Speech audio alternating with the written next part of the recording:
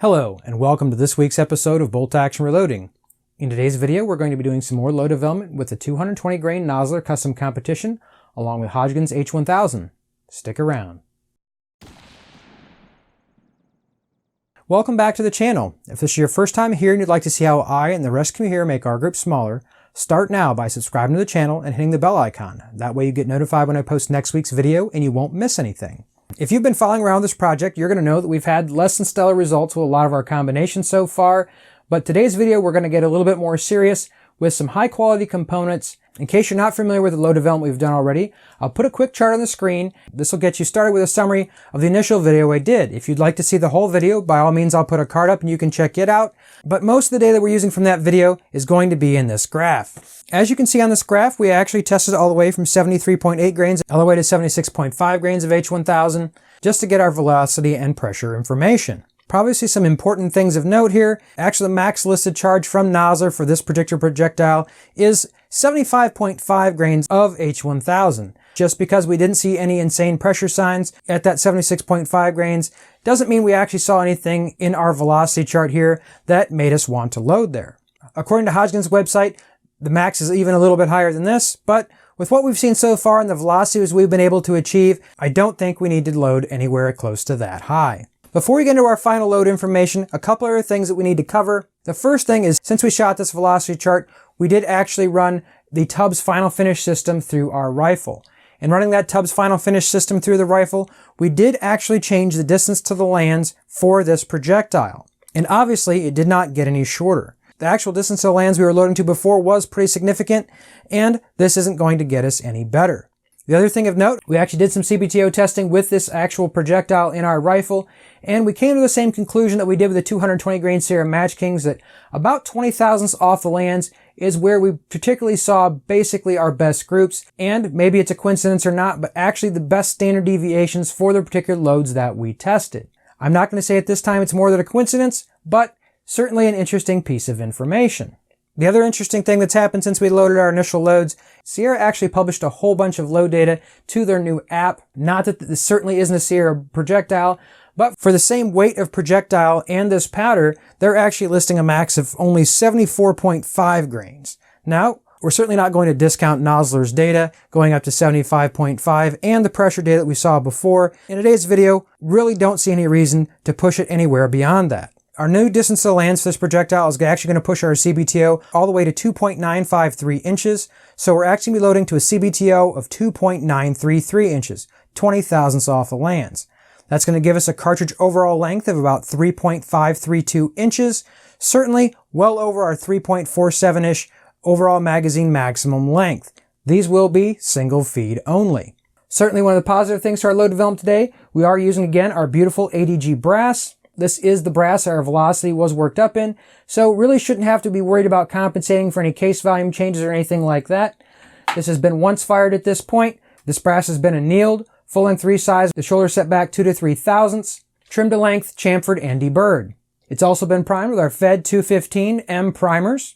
And unfortunately, since to get our setting for on our amp annealer, we actually had to lose a piece of brass to our Aztec mode, so our first group of the day is only going to be a 4-shot group. Sorry guys, we had to lose one somewhere and Nosler lost today. So obviously our powder for today is H1000. Looking at our velocity chart, we're going to pick 74.2 and 74.4 grains to test that lower velocity node. Obviously on our initial test, those were right within 1 feet per second of each other. And then we're also going to be moving it up, testing 75, 75.2, and 75.4 grains respectively. In our velocity chart from 75 to 75.6, we only saw 3 feet per second for the extreme spread on that load. So we're really hoping we find something good there today. So as you can see, it's all loaded up. We're ready to hit the range. We'll see what kind of groups we can get today. Well guys, this is me from the future again. Just like in last week's video, I'm going to mention our front rest wasn't really ideal during the shooting, so you can be aware of that. Before we get into the shooting portion, we are going to take you right out to the range so you guys can see the groups as we shoot them. The other thing of note, after our third group, the rain turned on, and so our target camera had to get pulled in. We do have the 3 groups of range footage for you. Let's go check on that real quick. We'll come back and discuss how the results are.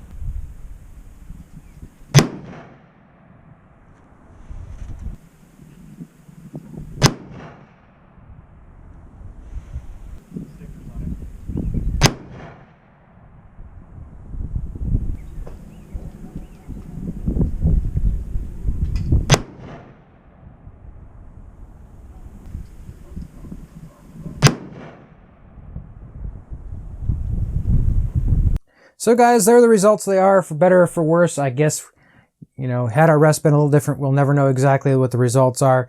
But all is not really lost. I do think we had some good information for today's video, so stick around, we'll get through it. Let's just start plowing through it as we go. Not sure how well I mentioned it. Obviously, our first group of the day was only 4 shots. I did have to sacrifice one of the pieces of brass to the Aztec annealer gods so we could get our annealing profile for this brass. And in doing that, one group had to be 4 shot, and unfortunately, it was the most interesting one that we lost our round on. Certainly not what I was anticipating today. So our first 4 shot group at 74.2 grains actually had the best standard deviation extreme spread of the day by quite a bit.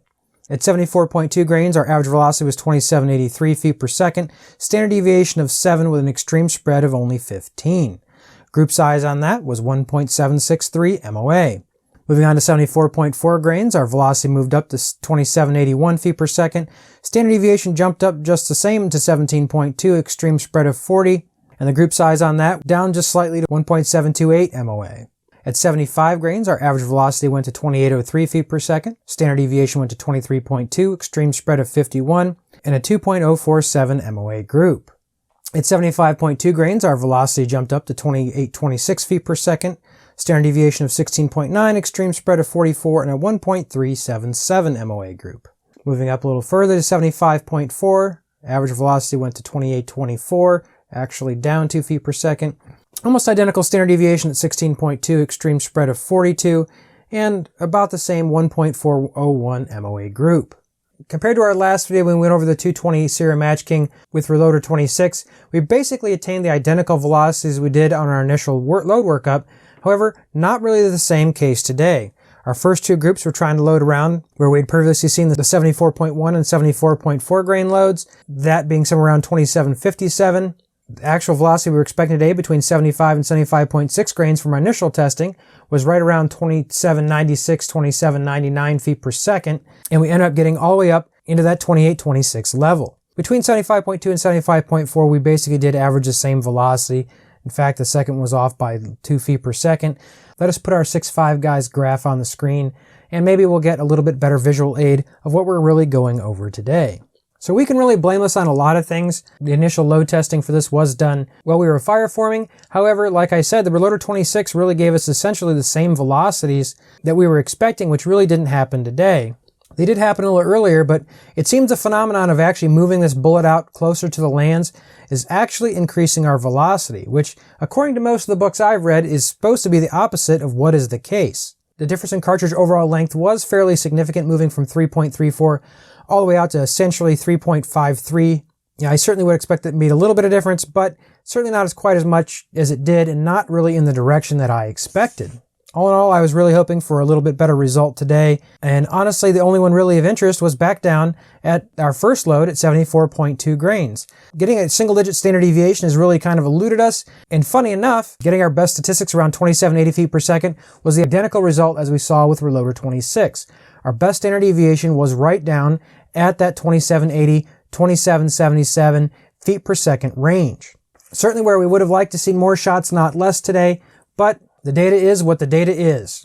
But you guys can look at that to your heart's content. In all honesty, possibly moving that charge weight up just a little bit might be that next place where we needed to go with that load. As you can easily see in the 6.5 guys graph, the higher groups that we shot today really looks like that if we maybe moved up just a little bit further, we'd be back in another node. But unless we did some more testing, we really won't know.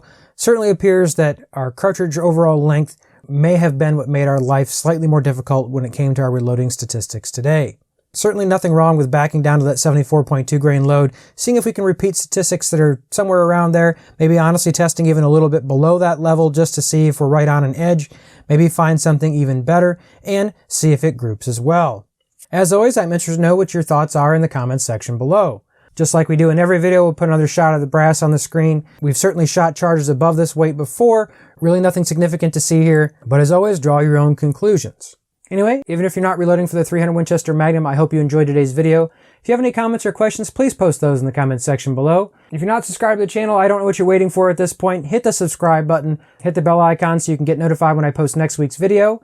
I hope to see you back next week, and until then, stay safe in small groups.